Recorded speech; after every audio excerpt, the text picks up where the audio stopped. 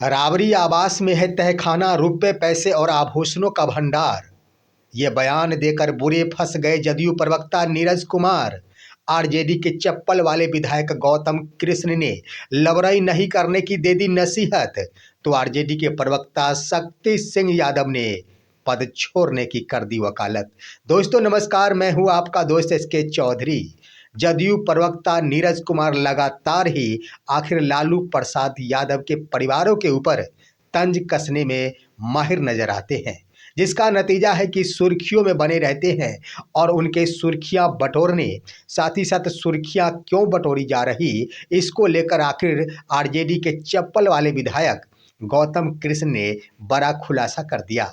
वहीं पर दोस्तों देखेंगे लालू परिवार के ऊपर आवास खाली करने के लेकर आखिर कई तरह के सवाल चल रहे हैं, कई तरह की खबरें चल रही हैं। इसी बीच जदयू प्रवक्ता ने एक बड़ा बयान देकर खुद के लिए ही मुसीबत खड़ी कर ली है।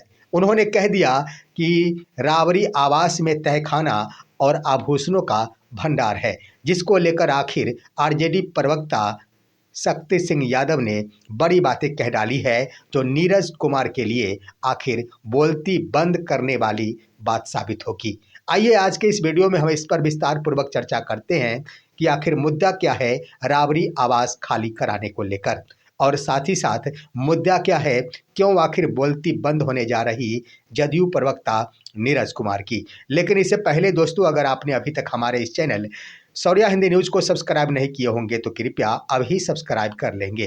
दोस्तों आप सभी को मालूम है कि राबरी आवास खाली करने का निर्देश और नोटिस दिया गया था 25 नवंबर 2025 को भवन निर्माण की ओर से, और 1 महीने का समय दे दिया गया था कि आपको अपना आवास खाली कर देना है।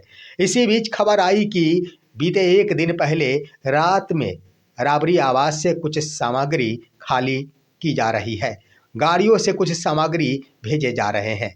लेकिन आखिर सामग्री के क्रम में जब खबरें आई तो ये देखने को मिला कि गाड़ियों पर कुछ गार्डन के सामग्री, यानी गार्डन में प्रयुक्त होने वाले छोटे छोटे पौधे गौशाला में शिफ्ट किया जा रहा है, वहाँ भेजा जा रहा है। आखिर गौशाला में ये छोटे छोटे पौधे हैं, तो हो सकता है गौशाला के चारों तरफ पौधे लगाने की योजना लालू परिवार की ओर से रही होगी। लेकिन इसी बीच दोस्तों इस मसले को लेकर यहाँ पर जदयू प्रवक्ता ने आखिर इसे एक बड़ा मुद्दा बना लिया। उन्होंने कह दिया सबसे पहले कि आखिर पौधों की चोरी हो रही है। जरा सोचिए दोस्तों कि यह पौधों की चोरी क्या। उनके द्वारा कहा गया कि पहले से ही यह परिवार घोटाले से जुड़ा हुआ है और पौधों को चोरी कर घोटाले को, गौशाला को सजाया जा रहा है। लेकिन बातें यहीं पर समाप्त नहीं हो गई। जदयू प्रवक्ता नीरज कुमार ने कहा कि रात में आवास इसलिए खाली कराया जा रहा है कि बाहर में सीसीटीवी कैमरे लगे हुए हैं, और सीसीटीवी कैमरे में सब कुछ अगर बाहर निकाला जाए तो वो कैद हो जाएंगे। इसलिए अंधेरी रात में जब लोग सो जाते हैं, तब अंधेरी रात में आखिर लालू परिवार अपने आवास को खाली कर रहे हैं। उन्होंने आशंका जाहिर करते हुए कहा कि मेरा तो मानना है कि लालू परिवार जिस घर में रह रहे हैं वहाँ बड़े बड़े लोग रहा करते थे, और उस घर के अंदर तहखाना है, जिस तहखाना में आखिर रुपए और पैसे भरे हुए हैं, जिस तहखाना में सोने और चांदी भरे हुए हैं, आभूषण भरे हुए हैं, कई बड़े बड़े प्लॉटों के दस्तावेज है। इसकी जांच होनी चाहिए और इसकी खुदाई होनी चाहिए। मानो जैसे नीरज कुमार के द्वारा इस तरह से बातें की जा रही थी कि मोहनजोदड़ो की खुदाई, बहुत बड़े बड़े विशाल स्नानगार उस वक्त मिले थे, तो इस बार पैसों के भंडार और आभूषणों के भंडार मिलने वाले हैं। लेकिन दोस्तों यहाँ पर वो तो बोल गए और उनकी बातों पर काफ़ी वाहवाही भी मिली। उन्होंने तो ये भी कह दिया कि इसकी खुदाई करनी होगी, और खुदाई करने के क्रम में मैं भी कुदाल चलाऊंगा। भवन निर्माण विभाग की ओर से इसकी जांच कराने संबंधी मैं मांग करता हूं, इसकी खुदाई होनी चाहिए। लेकिन दोस्तों यहीं पर समाप्त नहीं हुई बातें। उनका समर्थन करने उतर गए बीजेपी के प्रवक्ता गुरुचरण पासवान। उन्होंने दोहराते हुए और नहले पर दहले मार दिया। उन्होंने कहा कि तहखाना तो छोड़ दिया जाए, लालू परिवार जिस घर में रह रहे हैं, मुझे तो आशंका है कि इस घर के अंदर सुरंग है और उस सुरंग में ढेर सारे कीमती वस्तुएं हैं। उन्होंने ये भी कहा कि मुझे तो लगता है कि उसमें स्विस बैंक के खाते और कागजात होंगे।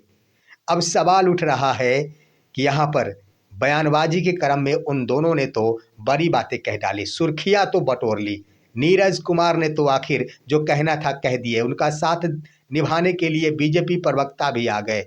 लेकिन जब बारी आई आखिर आरजेडी की, तब जब मीडिया के द्वारा पूछा गया इस मसले को लेकर आरजेडी के चप्पल वाले विधायक और हवाई चप्पल वाले विधायक गौतम कृष्ण से कि काफ़ी हॉट मुद्दा बन चुका है राबड़ी आवास, इस पर आप क्या कहेंगे?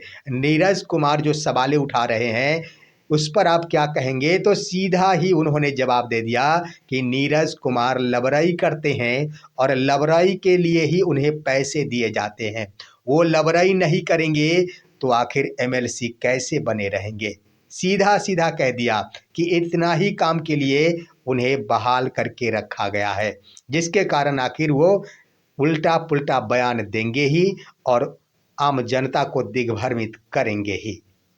साथ ही साथ उन्होंने कह दिया कि इस पर कोई मसला नहीं है, यहाँ पर बेबुनियाद बातें की जा रही है नीरज कुमार की ओर से। लेकिन बारी आई जब आरजेडी प्रवक्ता शक्ति सिंह यादव की, तब उन्होंने दोस्तों कह दिया कि नीरज कुमार के बयानों का मैं स्वागत करता हूं, लेकिन जांच होनी चाहिए उस शर्त के आधार पर। उससे पहले जदयू प्रवक्ता नीरज कुमार को यह शपथ पत्र भरना होगा कि जांच के क्रम में और राबड़ी आवास की खुदाई के क्रम में अगर अंदर से तहखाना ना निकला, आभूषणों का भंडार नहीं निकला, कागजात जमीनों के कागजात नहीं निकले, पैसों के बंडल नहीं निकले, तो उन्हें अपने पद से इस्तीफा देना होगा।